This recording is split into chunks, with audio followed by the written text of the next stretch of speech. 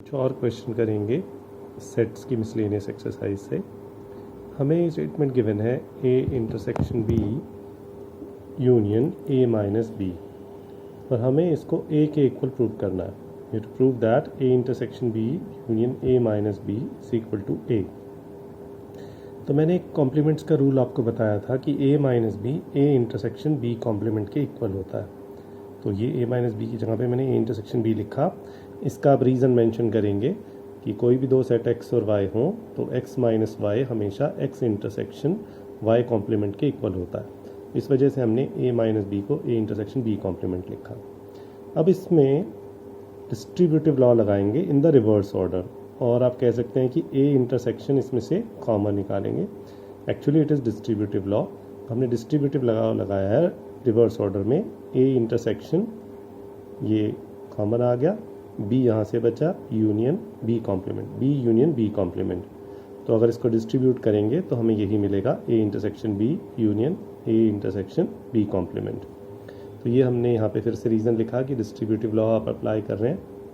अब बी और B complement का जब आप यूनियन लेंगे तो ये भी एक कॉम्प्लीमेंट की प्रॉपर्टी आपको बताई गई थी। किसी भी सेट का अगर उसके कॉम्प्लीमेंट के साथ यूनियन करें तो कंप्लीट यूनिवर्सल सेट हमें मिलता है। तो B union B complement universal set के इक्वल हुआ। अब यूनिवर्सल सेट के साथ अगर किसी भी सेट का आप इंटरसेक्शन लें तो उस सेट में और यूनिवर्सल सेट में, क्योंकि यूनिवर्सल सेट में ए के सारे एलिमेंट होंगे, तो जब कॉमन एलिमेंट देखेंगे तो ए के सारे एलिमेंट आ जाएंगे। तो A intersection universal set is a. तो यही हमें प्रूव करना था कि ये जो सेट है वो ए के इक्वल है। तो हमने प्रूव कर दिया कि दिस इज इक्वल टू ए। अब हम आ जाते हैं क्वेश्चन नंबर 9 पर। क्वेश्चन नंबर 9 में दो पार्ट हैं। पहले पार्ट में हमें ये प्रूव करना है A union A intersection B is equal to A. तो हमें इसको ये प्रूव करना है। तो हमने पहले डिस्ट्रीब्यूटिव लॉ लगाया, A union A intersection A union B. A union को डिस्ट्रीब्यूट कर दिया इस इंटरसेक्शन पर। अब ए यूनियन ए किसी सेट का खुद के साथ ही जब यूनियन लेंगे तो आइडेम्पोटेंट लॉ के अकॉर्डिंग ए यूनियन ए के इक्वल होता है। तो इसकी जगह मैंने ए लिख दिया। अब आपके पास रह गया A intersection A union B. तो ए यूनियन बी, तो ये पूरा शेडेड पोर्शन होगा, दोनों सर्कल शेड हो जाएंगे, दोनों ही सेट कंप्लीट आ जाएंगे कॉमन पोर्शन के साथ। अब इस शेडेड पोर्शन में और ए में हमें इंटरसेक्शन लेना है। तो ए यूनियन बी पूरा शेडेड पोर्शन और ए ये वाला सर्कल। इस शेडेड पोर्शन में और ए में जो पूरा ए है दैट विल बी कॉमन, यानी कि इंटरसेक्शन होगा पूरा ए। तो A intersection A union B A के इक्वल हो जाएगा। ये प्रूव हो गया कि A union A intersection B A के इक्वल होता है। नेक्स्ट क्वेश्चन हम देखते हैं। इसमें हमें गिवन है कि ए और बी कोई दो सेट्स हैं और एक्स एक तीसरा सेट है, such that A intersection x और बी इंटरसेक्शन एक्स फाई के इक्वल है। मतलब ए और एक्स में भी कुछ कॉमन नहीं है, बी और एक्स में भी कुछ कॉमन नहीं है, और A union X B union X के इक्वल है। तो हमें प्रूव करना है कि A and B are equal. हम ए सेट को लेकर के चलेंगे और आइडेंटिटी लॉ के according A is equal to A union phi, इसे आप लॉ ऑफ फाई भी कह सकते हैं कि फाई के साथ किसी का भी यूनियन करें तो वो सेट खुद आता है। तो A is equal to A union phi. अब हमें इस रिलेशन को यूज़ करना है, तो इस फाई की जगह पे हम बी इंटरसेक्शन एक्स लिख लेते हैं। हम ए इंटरसेक्शन एक्स भी लिख सकते थे, लेकिन हमें क्योंकि ए को बी के इक्वल प्रूव करना था तो हमें बी को इंट्रोड्यूस करना पड़ेगा। तो इसलिए मैंने फाई की वैल्यू बी इंटरसेक्शन एक्स लिखी। अब इसमें मैं डिस्ट्रीब्यूटिव लॉ लगाता हूँ। तो मैंने ए यूनियन को बी इंटरसेक्शन एक्स पर डिस्ट्रीब्यूट करना है। तो will get A union B intersection A union X, A union B intersection A union X. अब उसके बाद ए यूनियन एक्स की आप वैल्यू देखिए। क्वेश्चन में गिवन है कि ए यूनियन एक्स और बी यूनियन एक्स इक्वल है। तो इस ए यूनियन एक्स को मैंने बी यूनियन एक्स लिख दिया, और इस ए यूनियन बी को कम्यूटेटिव लॉ यूज़ करते हुए बी यूनियन ए के इक्वल लिखा। तो आप यहाँ रीज़न साथ में मेंशन करते चलेंगे। ए यूनियन बी हमने बी यूनियन ए के इक्वल लिखा है। अब इन दोनों में से आप देख सकते हैं कि बी यूनियन कॉमन है, यानी कि रिवर्स ऑर्डर में आप डिस्ट्रीब्यूटिव लॉ लगाएंगे। बी यूनियन कॉमन लिया, तो यहाँ से हमारे पास ए बचा intersection X, B union A intersection X. लेकिन ए इंटरसेक्शन एक्स तो हमें फाई के इक्वल गिवन है, तो इस ए इंटरसेक्शन एक्स की जगह पे हमने फाई लिख दिया, और फाई के साथ किसी भी सेट का यूनियन वो सेट ही होता है, तो बी यूनियन फाई आपका बी के इक्वल प्रूव हो गया। तो यानी कि हमने ए लेकर के चले थे और ए को बी के इक्वल हमने शो कर दिया, and that was to be proved. अब हम क्वेश्चन नंबर 15 करेंगे। ये एप्लीकेशन ऑफ सेट्स पर बेस्ड है। इसमें कुछ न्यूज़पेपर की बात हो रही है। उसमें डिफरेंट डाटा हमें गिवन है कि न्यूज़पेपर एच को कितने लोग पढ़ते हैं, न्यूज़पेपर टी को कितने लोग पढ़ते हैं, आई को कितने पढ़ते हैं, एंड सो ऑन। तो हमने तीन चीज़ें हैं, एच, टी और आई, तीन न्यूज़पेपर, तो तीन सेट अज्यूम किए हैं मैंने। ए मैंने मान लिया set of people who read newspaper H, B मैंने मान लिया set of people who read newspaper T, और सी मैंने अज्यूम किया है कि the set of people who read newspaper I. तो ये तीन सेट मैंने अज्यूम किए हैं। अब जो डाटा है गिवन क्वेश्चन में उसको मैं इक्वेशंस की फॉर्म में लिखता हूँ। हमें गिवन है कि न्यूज़पेपर एच पढ़ने वाले 25 लोग हैं, तो number of elements in the set H, N H is 25। अब मैंने एक ये वेन डायग्राम बनाया है जिसमें तीन सेट हैं ए बी सी, जिनमें कुछ कॉमन पोर्शन है। अब देखिए मैंने कुछ रीजन में एलिमेंट्स के नंबर को इंडिकेट किया है। ये जो ए है उसमें इस रीजन में ए है, जो ए और बी में कॉमन है उसमें डी और जी है, और ये जो ए और सी में कॉमन है इसमें ई एलिमेंट्स हैं, या ई नंबर ऑफ पीपल आप कह सकते हैं। जो बी में है खाली ओनली बी में, वो बी है। ए और बी में कॉमन हमारा डी प्लस जी हो ही गया। बी और सी में कॉमन जी प्लस एफ है। ये जी जो है वो तीनों में कॉमन है, ए बी और सी में। ये जो बीच वाला पोर्शन है जो तीनों सेट्स में आएगा दैट इज़ जी, और जो आपके बी और सी में कॉमन है that is G and F, और ये सी जो है वो खाली सेट सी में प्रेजेंट है। तो इस डाटा को यूज़ करते हुए मैं इन इक्वेशंस को बनाऊंगा। अब एच में there are 25 people those are reading newspaper H.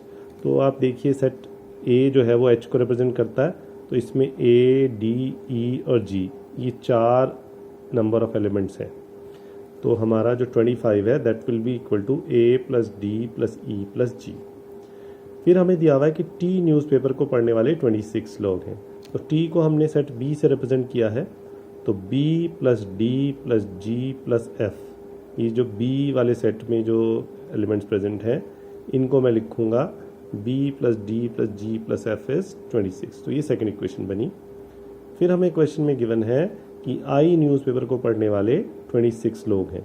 तो आई सेट सी से रिप्रेजेंट हो रहा है। सेट सी में आप देख सकते हैं कि सी ई जी एंड एफ, ये चार लेटर्स यहाँ लिखे हुए हैं। तो आपकी जो नेक्स्ट इक्वेशन बनेगी that will be C plus E plus F plus G is 26। ये तीन इक्वेशन बन गई। इसके बाद हमें दिया हुआ है कि न्यूज़पेपर एच और आई को पढ़ने वाले देर आर 9 पीपल, यानी कि ए और सी का जो इंटरसेक्शन है दैट इज़ 9। तो आप देख सकते हैं कि ये जो पोर्शन है this one is common between A and C. A और सी का इंटरसेक्शन ये है। तो इसमें ई प्लस जी, ई और जी दो लेटर्स अपने लिखे हुए हैं फिगर में। तो हमारी इक्वेशन बनेगी E plus G is equal to 9। तब हमें एच और टी का दिया हुआ है कि एच और टी न्यूज़पेपर को पढ़ने वाले देर आर 11 पीपल। तो एच और टी में अगर आप देखें तो फिगर में यहाँ पर एच और टी का इंटरसेक्शन ये रीजन है, और इसमें डी और जी प्रेजेंट है। तो हमारी इक्वेशन बनेगी D plus G is equal to 11। फिर आ गया आपका टी और आई। तो टी और आई में क्वेश्चन में गिवन है कि 8 people are there. 8 people are there means ये जो रीजन है टी और आई का इंटरसेक्शन, सेट बी और सी का इंटरसेक्शन जो है that is G and F. तो जी प्लस एफ हमें दिया हुआ है 8। फिर तीनों न्यूज़पेपर को पढ़ने वाले एच टी और आई, यानी कि ए बी और सी का जो कॉमन इंटरसेक्शन पार्ट है दैट इज़ जी। तो जी हमें क्वेश्चन में दिया हुआ है 3। तो ये सारी जो डिटेल इन्फॉर्मेशन थी क्वेश्चन में उसको मैंने इक्वेशंस में कन्वर्ट कर लिया। अब इन इक्वेशंस को ईजिली आप सॉल्व कर सकते हैं। अब ये जी की वैल्यू इस इक्वेशन में पुट कर दें, तो जी के लिए यहाँ रखेंगे तो यूल गेट एफ एज 5। जी की वैल्यू इस इक्वेशन में रखेंगे तो यू गेट डी एज 8, और जी की वैल्यू आप इक्वेशन 4 में रख देंगे तो यूल गेट ई एज 6। तो आपको एफ डी और ई की वैल्यू मिल गई। आफ्टर दैट आपकी जो ए बी सी डी की वैल्यूज़ हैं इनको आप इक्वेशन 1 में पुट कर दें, वहाँ से आपको ए मिल जाएगा। इक्वेशन 2 में जो नॉन वैल्यूज़ हैं उनको पुट कर देंगे तो बी मिल जाएगा। इक्वेशन 3 जो आपने बनाई थी उसमें जब आप वैल्यू पुट करेंगे तो आपको सी की वैल्यू मिल जाएगी। तो सारे अननोन ए से जी तक आपको मिल गए क्वेश्चन में। अब हम क्वेश्चन की स्टेटमेंट पर आते हैं जो उसने हमसे क्वेश्चन पुट किया है। क्वेश्चन पूछा गया है find the number of people who read at least 1 newspaper, जो कम से कम एक न्यूज़पेपर पढ़ते हैं उनका नंबर निकालना है। तो ये कम से कम में एक न्यूज़पेपर पढ़ने वाले भी हो सकते हैं, 2 वाले भी और 3 वाले, यानी कि हमें एक न्यूज़पेपर पढ़ने वाले प्लस 2 न्यूज़पेपर पढ़ने वाले प्लस तीनों न्यूज़पेपर पढ़ने वाले लोगों का नंबर निकालना है। तो एक पढ़ने वाले हैं ए बी सी। आप अगर वेन डायग्राम को देखें तो ये जो ए वाले हैं ये सिर्फ एक न्यूज़पेपर पढ़ते हैं, ये बी वाले सिर्फ बी न्यूज़पेपर पढ़ते हैं और सी वाले सिर्फ सी न्यूज़पेपर पढ़ते हैं। जो डी है वो 2 सेट में प्रेजेंट है, ए में भी है बी में भी है। तो ई है वो ए और सी में प्रेजेंट है, जो एफ है वो बी और सी में प्रेजेंट है, यानी कि 2 न्यूज़पेपर पढ़ने वाले हो गए डी ई और एफ। और जो जी है वो उन लोगों का नंबर है जो तीनों न्यूज़पेपर पढ़ते हैं। यानी कि हमें अगर एटलीस्ट 1 निकालना है तो हमें ए से जी तक सारे लेटर्स का सम निकालना पड़ेगा। तो दैट्स वाई एटलीस्ट 1 न्यूज़पेपर में मैंने लिखा A plus B plus C D plus E plus F plus ji.